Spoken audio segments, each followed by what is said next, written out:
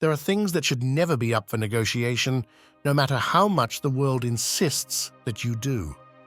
When you reach a certain age, the voices around you start sounding louder than your own. They tell you how you should live, what you should give up, when to stay quiet, when to not make things complicated. And without realizing it, you start giving away pieces of yourself in exchange for a peace that never comes. You get used to lowering your head to avoid arguments, saying it's fine when it's really not, and putting others at the center while you slowly fade away. But what's left of you when you've given it all? What remains when love turns into self-denial? We all go through moments when affection and guilt get tangled together, especially with our children, our partners, or our families. Many believe they must sacrifice themselves to prove their love, or that taking care of themselves is selfish. But there's one truth that changes everything. Loving doesn't mean disappearing. Love is not giving away your dignity, your time, or your peace of mind. This video isn't about breaking ties, but about honoring yourself within them. There are 7 things you should never give up, not for love, not for fear, not even for your family. And this isn't about rebellion, but about respect for the person you still are. If this is your first time here, my name is Gabriel. I share reflections on how to live with serenity, with healthy boundaries, and with the clarity that comes when we recognize our true worth. I invite you to stay, to listen calmly, and to subscribe so we can keep walking together on this journey of inner strength. Stay until the end, because the final lesson holds the heart of everything this video wants to remind you of. Your life still belongs to you. Let's begin. There comes a point in life when you realize that love, when misunderstood, can turn into a kind of slavery. You see it in mothers who stay silent so they won't offend their grown children, in fathers who accept humiliation just to keep their Sunday visits, in grandparents who feel they must be grateful for even the smallest gesture. But when affection is sustained at the cost of your own dignity, it stops being love and turns into fear. Dignity isn't pride, coldness, or arrogance. It's the quiet root that holds your worth steady when everything else begins to shake. Without it, any relationship loses balance, because the one who gives up their dignity also gives up being respected. Patience is often mistaken for resignation, but they are very different things. Patience comes from inner strength, from choosing not to react right away. Resignation, on the other hand, comes from the exhaustion of someone who feels their voice no longer matters. And when you stay silent for too long, others start to believe that your silence means consent. Reclaiming your dignity begins with reclaiming your voice, learning to say, "This isn't good for me," without fear of the consequences, because the respect you don't clearly ask for eventually disappears. I remember a 70-year-old man who once told me something I'll never forget. For 40 years, I thought staying silent was a form of love, until one day I realized I was only allowing myself to be treated like a piece of furniture. That day, without shouting or resentment, he decided to set a boundary. He didn't change the people around him, but he changed the way he looked at himself in the mirror. And from then on, everything around him began to fall into place, not because his family understood, but because he no longer needed their approval to feel at peace. Sometimes dignity begins with a simple enough. So far, we've talked about that inner strength you should never give away, not even for those you love. And it's from that very strength that the next pillar is built: independence. Because dignity without autonomy is fragile, and freedom begins when you stop asking for permission to exist. Keeping your independence in later life isn't a matter of pride, it's a matter of practical dignity. Many people, after turning 60, start to feel that their lives should revolve around the needs of others, especially their children. Without realizing it, they let others decide what they can or can't do, how to spend their money, or even how to dress.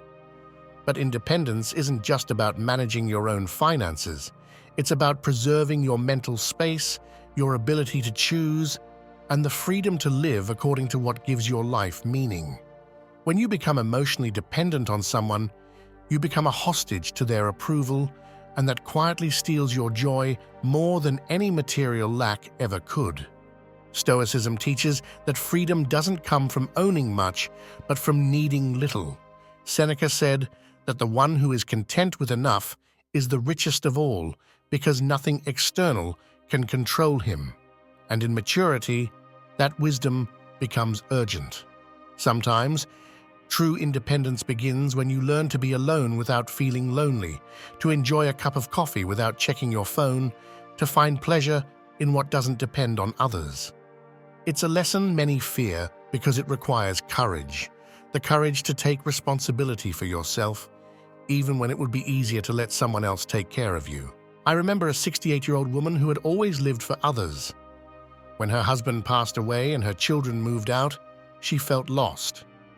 One day, she decided to take a pottery class at her neighborhood cultural center.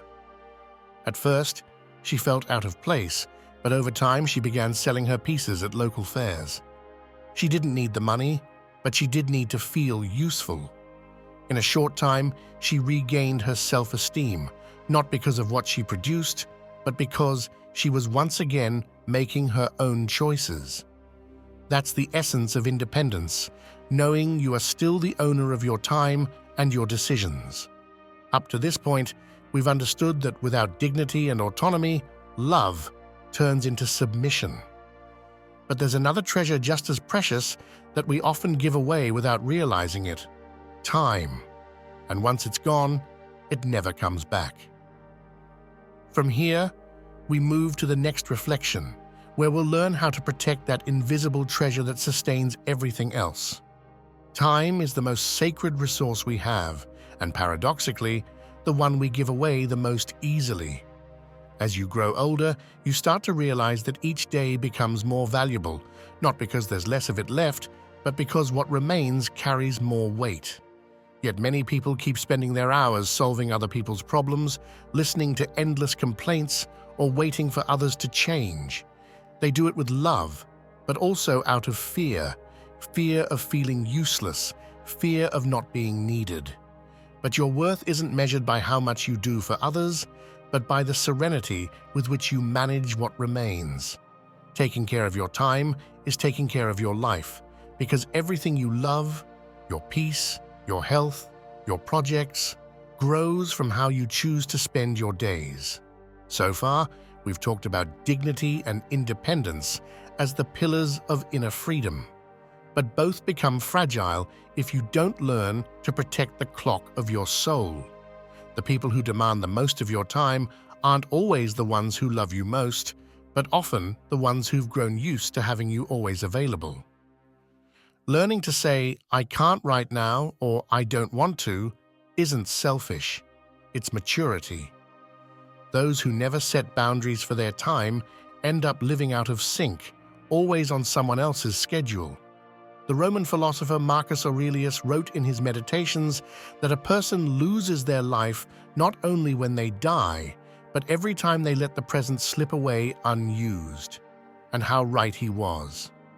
Because when you live stuck in the past or tied to others' demands, the present is stolen from you. And once the present is gone, it can't be recovered. Not with apologies, not with late expressions of gratitude. I've met people who, upon retiring, felt they had regained their freedom only to fill it again with new obligations. They offered to babysit their grandchildren every day, cook for everyone, or always be on call. But when they started saving even just one day a week for themselves, to read, to walk, or simply to do nothing, their lives became lighter, not because of what they did, but because of what they stopped carrying. And if you think that the time you dedicate to yourself is a luxury, remember this: no one who truly loves you wants to see you exhausted or resentful.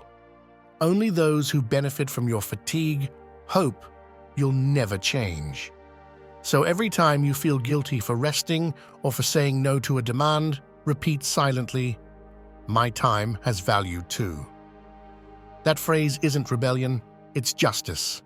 If this message resonates with you, I'd like to invite you to do something. Subscribe so you don't miss the next videos, give this one a like, and tell me in the comments which country you're listening from and what you're no longer willing to keep sacrificing.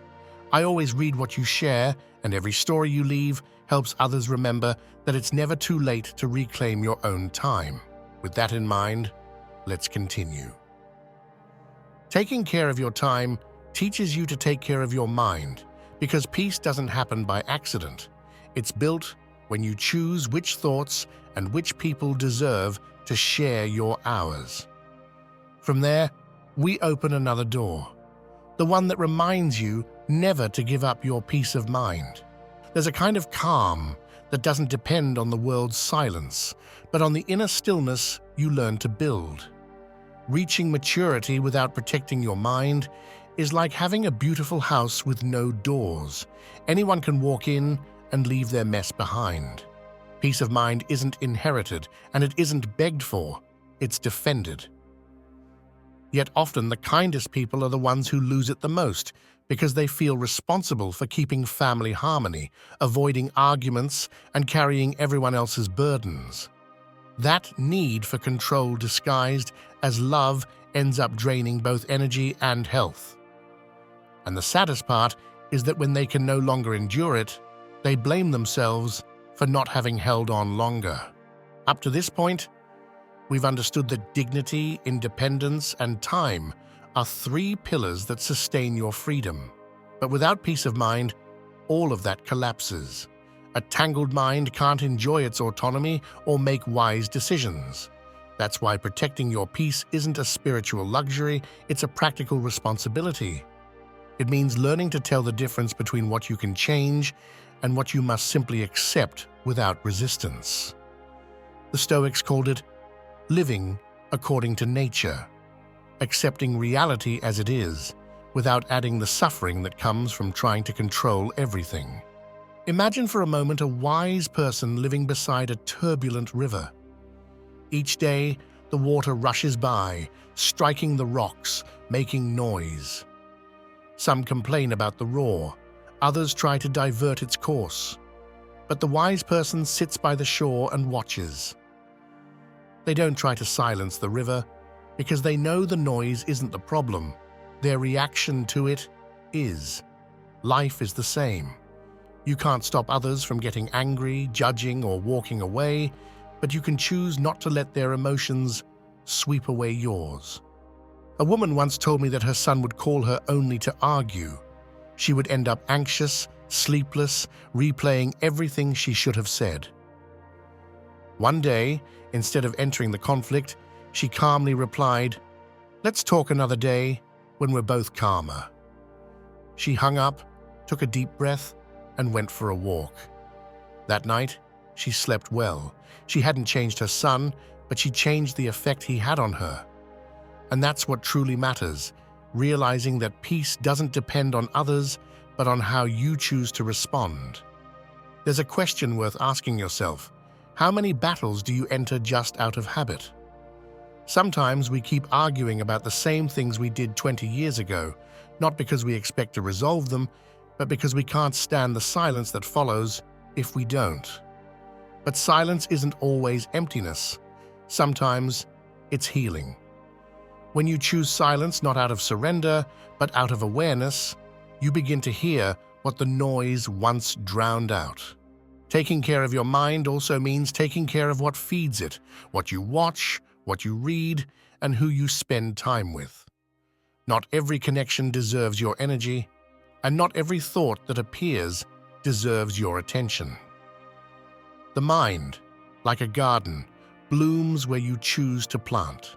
And behind this inner calm lies something even deeper, the body that supports it. Because the mind cannot rest in a neglected body.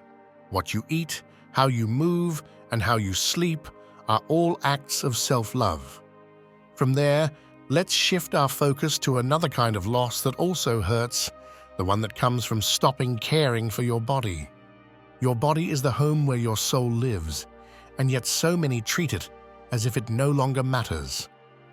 As the years go by, You learn to live with pain, with fatigue, with the mirror that no longer reflects what it once did. But the real problem isn't the wrinkles or the aches, it's the quiet neglect that settles in when you stop taking care of yourself. Giving up on your body is an invisible kind of surrender. You stop walking, stop moving, stop cooking with love, and without noticing, life starts to shrink. Wanting to feel good isn't vanity, it's respect for the life that still belongs to you. Up to now, we've understood that dignity, independence, time, and peace of mind all rest on a physical foundation, the body that carries them. If that body is neglected, everything else begins to falter. Stoicism didn't speak about gyms or diets, but it did speak about discipline and temperance. Seneca said that we should care for the body without obsession, but with gratitude, because without it, wisdom is impossible. You can't think clearly or remain serene if your body is exhausted or inflamed from neglect. I once heard a woman say, "I don't fix myself up anymore because no one looks at me." And that made me sad, not because of the words, but because of the idea behind them, believing that the body only has value when someone else notices it. Your body isn't a trophy or a burden, it's your lifelong companion. It deserves to be treated with the same tenderness you offer to those you love. Eating well, getting enough sleep, moving a little every day, these aren't aesthetic duties. They're acts of self-love that tell life, "I'm still here." There's no age limit for regaining vitality. I've seen 70-year-old men return to swimming after decades, 80-year-old women rediscover dance after raising their children. It's not about performance, it's about reconnection. Every step you take, every deep breath, every meal you choose with awareness is a declaration of respect for yourself. And it's worth pausing to ask, how do you talk about your body? Because words too can nourish or harm it. If every time you look in the mirror, you do it through the lens of criticism, that reflection becomes a reminder of disdain. But if you do it with gratitude, without denying the passage of time, that same mirror can become a space for reconciliation. To honor your body is, at its core, to give thanks for the chance to keep walking, to keep feeling, to keep learning. When you take care of it, you don't just prolong your life, you make it kinder. And that renewed energy radiates into everything you do. From that vitality arises another aspect that fades when you give up: passion. Because a living body sustains a curious mind, and without curiosity, life dims, even if the heart keeps beating. There comes a moment when many people stop doing what they love because they believe it's no longer their place. At my age, that doesn't make sense anymore, they say. But the truth is, what keeps the soul alive isn't age, it's passion. Passions are those sparks that light up ordinary days, the projects that give you a reason to get up, even when no one is watching. Giving them up is a way of dying while still alive, of becoming a spectator of your own story. Passion doesn't have to be grand or public, it can be a garden, a painting, a book, a purposeful walk. What matters isn't what you do, but how it connects you to the life still pulsing inside you. By now, we've seen how protecting your dignity, independence, time, peace of mind, and body builds a solid foundation. But the soul also needs nourishment, and that nourishment is called enthusiasm. When you stop feeling excited about something, the world loses its color. And while no one can maintain the same intensity they had at 20, you can still live with curiosity, purpose, and the desire to keep learning. The Stoics said that living according to your nature means embracing what you deeply love and doing it with virtue. Passion, when well directed, isn't excess, it's order with fire. I once met a man who had been a musician in his youth. When he retired, he put his guitar away, thinking it was time for serious things. Years passed, and one day his wife, who knew him well, took the guitar out and placed it by his chair. That afternoon, he picked it up and played again. He didn't remember all the chords, but something in his eyes had changed. It was as if he had found himself again. Since then, he plays every evening, for no one in particular, and yet his home has come alive once more. Sometimes, passions don't return because we stop calling them. They lie dormant beneath layers of duty and guilt, like embers under ash, and all it takes is a spark, a visit to the theater, a book, a conversation to bring them back to life. The question worth asking yourself is, what did you used to enjoy before life filled up with obligations? That might just be the doorway back to your energy. Reviving a passion isn't escaping the present, it's reconciling with who you've always been. It's remembering that there are still parts of you that deserve time and space.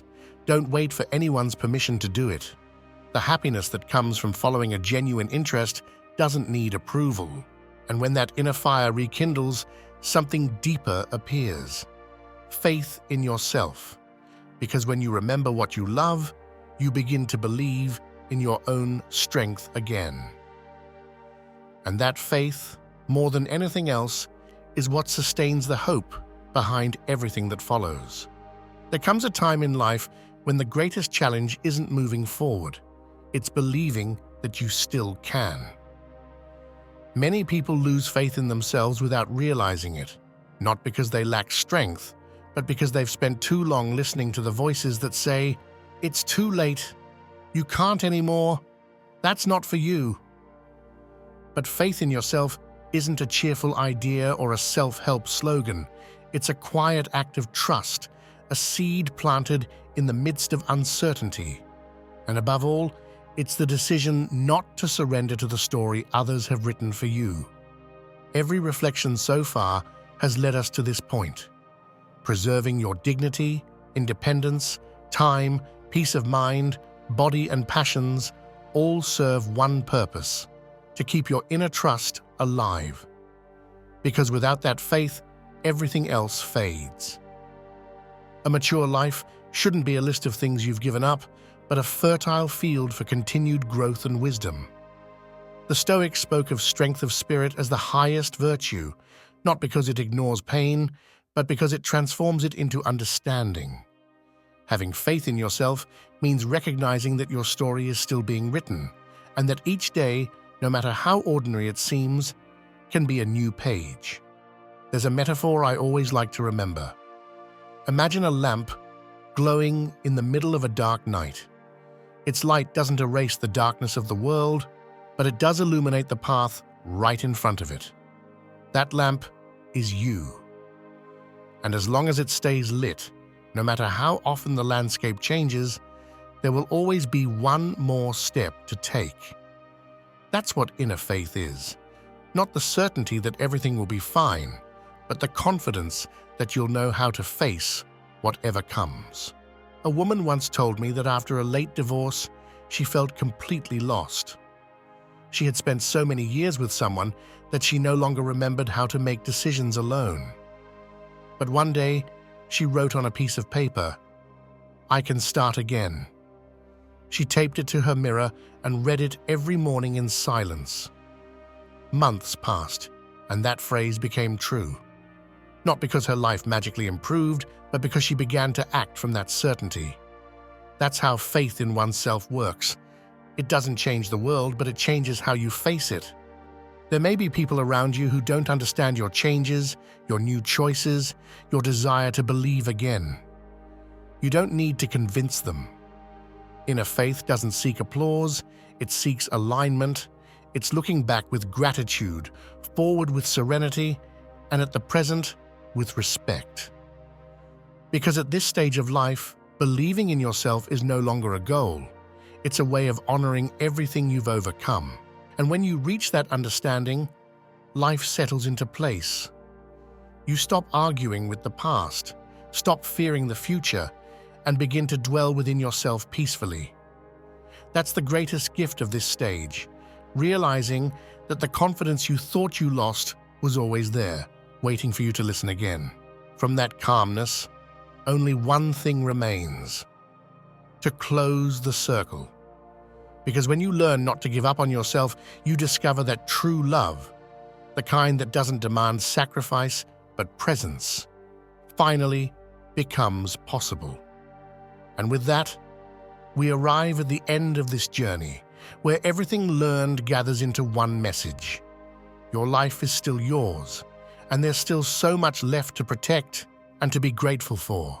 If you look back on this journey, you'll see that everything has revolved around a single idea: never give yourself away in exchange for love. Dignity, independence, time, peace of mind, your body, your passions, and your faith in yourself are all threads of the same fabric, a network that holds your life together when everything else changes. Learning to protect each of these parts doesn't make you cold or selfish, it makes you aware. Because the most mature form of love isn't the one that sacrifices everything, but the one that takes care of itself in order to keep giving without getting lost. It's not about shutting yourself off, but about living with boundaries that keep you from disappearing inside others.